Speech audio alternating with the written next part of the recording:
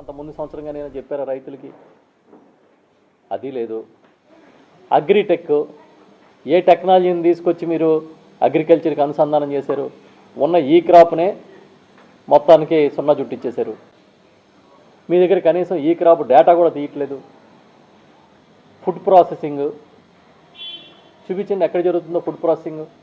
ఇక్కడ మా కాకినాడ రూరల్లో మామిడి తాండ్ర ప్రాసెసింగ్ జరుగుతుంది. వాళ్ళని వేపించి తినేస్తున్నారు, పొల్యూషన్ అని అదని ఇదని చెప్పి. ప్రపంచ వేదికగా మార్కెటింగ్, ఇక్కడ దిక్కులేదు. మళ్ళీ ప్రపంచం వేదిక. పంచసూత్రాలంటే ఇవి కాదు. ఇప్పుడు జరుగుతున్న పంచసూత్రాలు ఏంటంటే రైతుకి ఆశ పెట్టి బొమ్మ చూపించడం,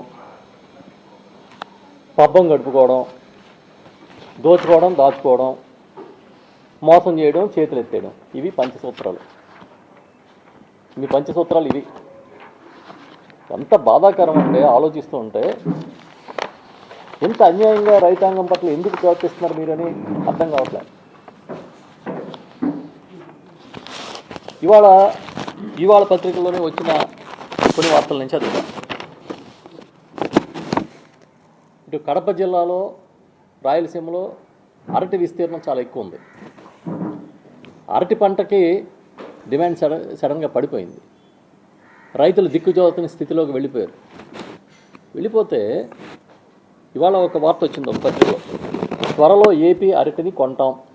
ఈ హామీ ఇచ్చింది ఇలా వింటే మీకు ప్రభుత్వం ఏమో అనిపించట్లే? రాష్ట్ర ప్రభుత్వం ఇచ్చిన హామీలాగా అనిపించట్లేదా? కానీ హామీ ఎవరిచ్చారో తెలుసా?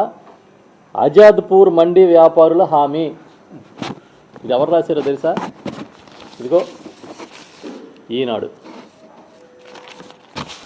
మన అధికారులు వెళ్ళి ఢిల్లీ దగ్గర ఆజాద్పూర్ మండీ మార్కెట్కి వెళ్ళి అక్కడ వ్యాపారస్తులను అడిగితే 15 రోజుల్లో వస్తాం, మీ అరటిని కొంటామని చెప్పారంట.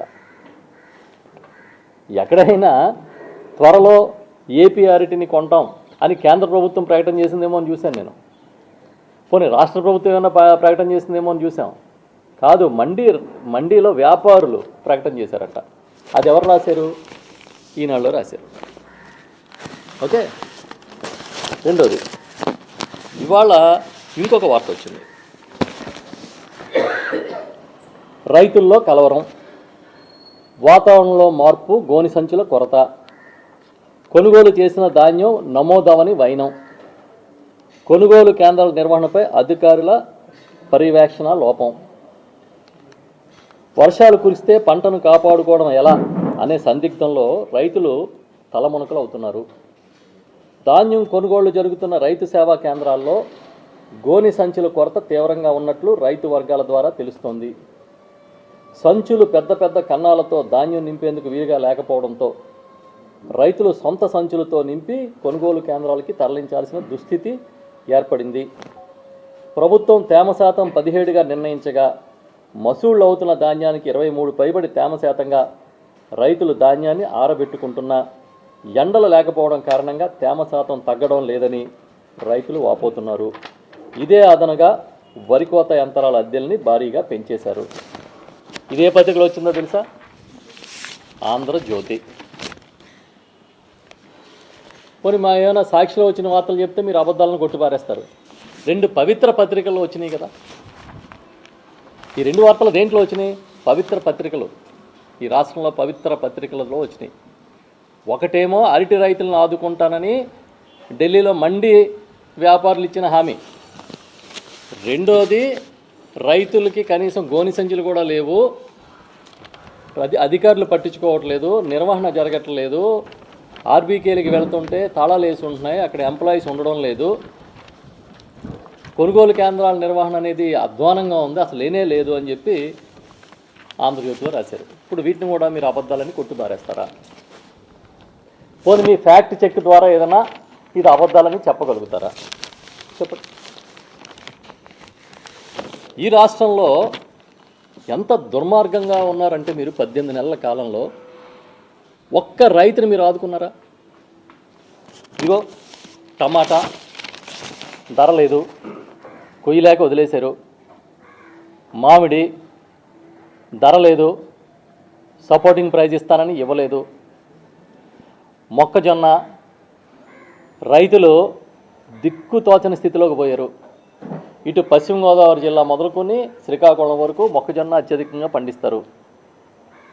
వైఎస్ఆర్ ప్రభుత్వం హయాంలో గౌరవ ముఖ్యమంత్రి జగన్మోహన్ రెడ్డి గారు ఉన్నప్పుడు 2300, 2400 క్వింటాలు అంటే 100 కేజీలకి 23 నుంచి 2400 రూపాయలకి కొన్నారు.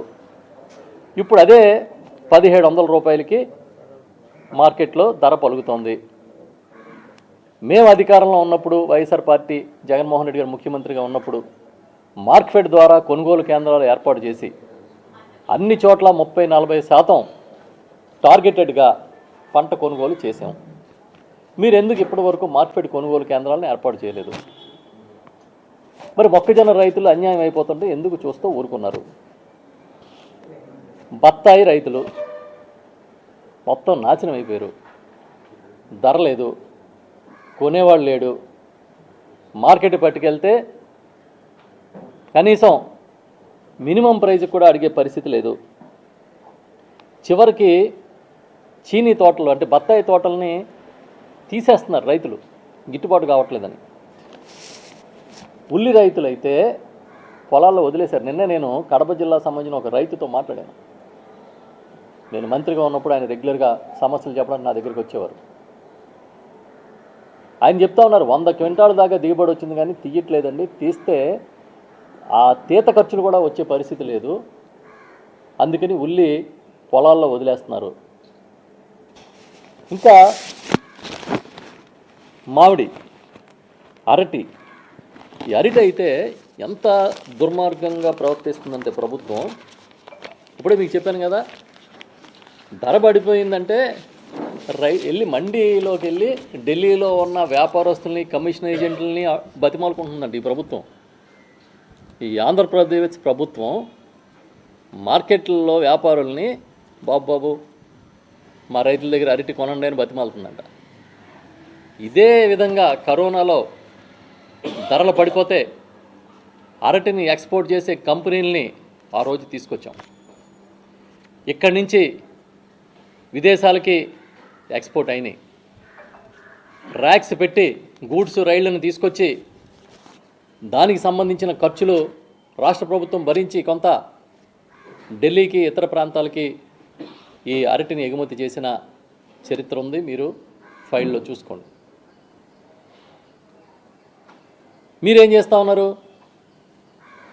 ఆ మార్కెట్ ఇంటర్వెన్షనే లేదు, ధరల స్థిరీకరణకి మీ దగ్గర ఒక ప్రణాళిక లేదు, ఒక నిధి లేదు. రైతన్నా మీకోసం సిగ్గు లేకుండా తిరగడానికి మీకేం అనిపించట్లేదా? మీకు ఇంకొంచెం డెప్త్లోకి వెళ్తే